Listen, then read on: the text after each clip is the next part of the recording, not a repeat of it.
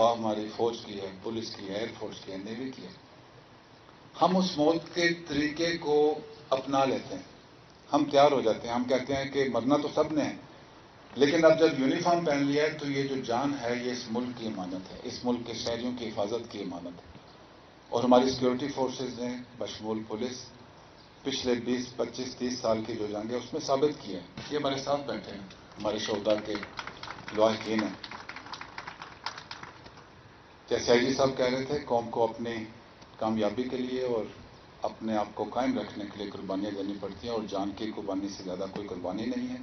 اور ہماری security forces جو ہیں، ہم نے قسم کھائی ہے کہ اس ملک کی حفاظت کے لیے، اس ملک کی عوام کی حفاظت کے لیے جو سب سے قیمتی چیز ہے ہماری، ہم اس کو قربان کریں گے، کرتے رہیں اور انشاءاللہ کریں گے.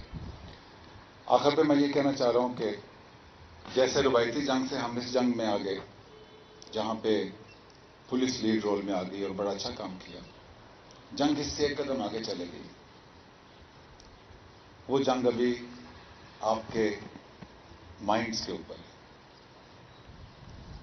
کہ آپ کے دماغ کے اوپر کیسے بات چیت چلائی جائے کہ آہستہ آہستہ یہ جو سیکورٹی فورسز نے کامیابیاں حاصل کی ہیں یا جو آپ نے کامیابیاں حاصل کی ہیں اس کو کیسے ڈاؤن کیا جائے، آپ میں کیسے تفرقہ پیدا کیا جائے، ہماری یونٹی کو کیسے چیلنج کیا جائے، جس کو عام زبان میں اپنے زبان میں 5th جنریشن وارفیئر کہتا تھا. اس وقت ضرورت ہے کہ ہم ایک ہو کے رہیں. پوری دنیا میں ایسی مثال نہیں ہے کہ جو پاکستان کی عوام نے، پاکستان کے اداروں نے، پاکستان کی سیکورٹی فورسز نے پچھلے 20-25 سال میں اچیو کیا ہے.